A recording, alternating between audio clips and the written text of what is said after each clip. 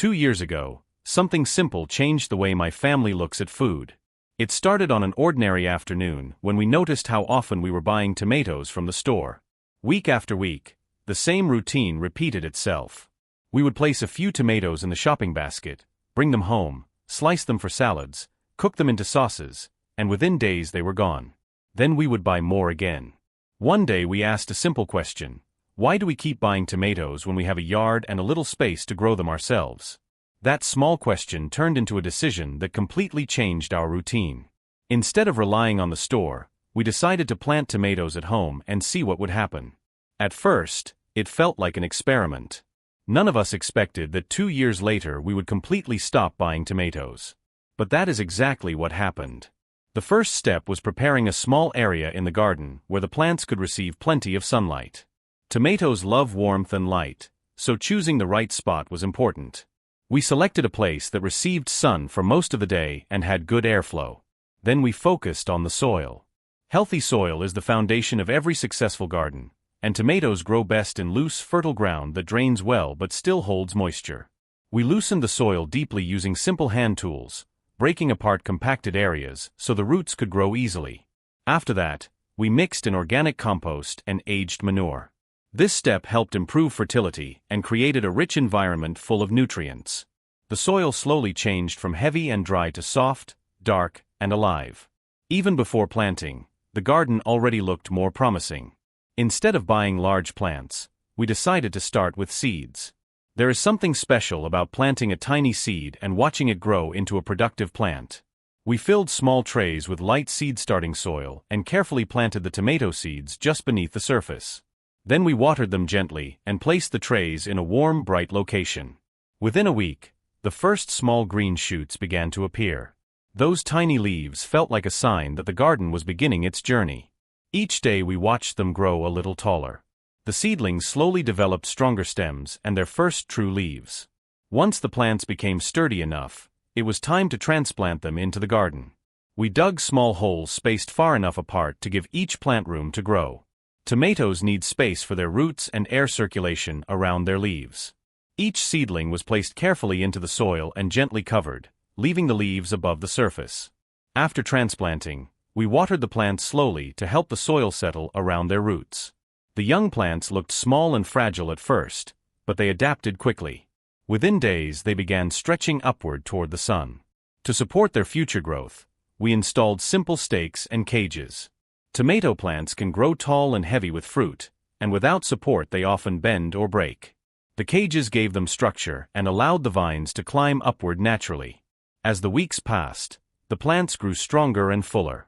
Their leaves expanded into thick green clusters, and the garden slowly transformed into a small forest of tomato vines. One of the most beautiful moments in this process is the flowering stage. Tiny yellow flowers began to appear across the plants, signaling that fruit was on the way. Soon after the flowers bloomed, small green tomatoes began forming. At first they were barely larger than marbles, but day by day they grew bigger. Watching fruit develop directly from a plant you cared for feels incredibly rewarding. During this stage, we focused on regular watering and simple maintenance. Tomatoes prefer consistent moisture, so we watered deeply but not too often. We also removed small side shoots to help the plant focus its energy on producing strong fruit. The garden quickly became part of our daily routine. Every morning someone would walk outside to check the plants. Sometimes we would find new flowers. Other days we would discover a cluster of tomatoes growing larger than the day before. As summer progressed, the color of the tomatoes slowly began to change. Green fruit gradually turned into shades of orange and red. That moment, when the first tomato becomes fully ripe, is unforgettable. After weeks of care and patience, the garden finally gives something back. The first harvest felt almost symbolic.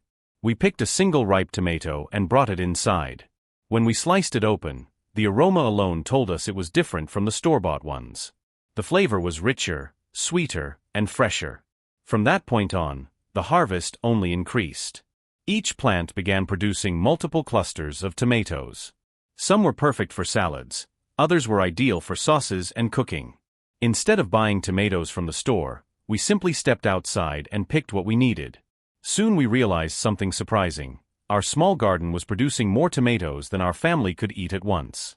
That allowed us to experiment with different uses.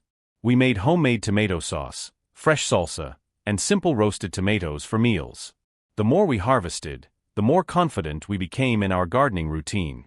We learned how to prune the plants properly, how to support the vines better, and how to keep the soil healthy for the next season. By the end of the first year, the idea of buying tomatoes again felt almost unnecessary. Our garden had already proven that a small space could provide more than enough fruit. When the next planting season arrived, we expanded the tomato area slightly and planted even more varieties. Some produced small sweet tomatoes perfect for snacks, while others grew large and juicy for cooking. That second year confirmed what we had discovered. Growing tomatoes was not just possible, it was easier than we had expected.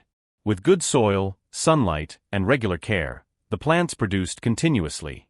Now, 2 years later, tomatoes from the store rarely enter our home. Instead, our garden supplies the fresh fruit we use every week. The process that started as a simple experiment became part of our family lifestyle. More importantly, gardening brought something beyond food. It created moments together outdoors, taught patience, and reminded us how powerful simple habits can be. Sometimes people think gardening requires large farms or complicated systems. But our experience showed that even a modest backyard space can provide an abundant harvest. All it took was a few seeds, healthy soil, sunlight, and the willingness to try something new. 2 years ago we stopped buying tomatoes. And today, planting them is simply what we do.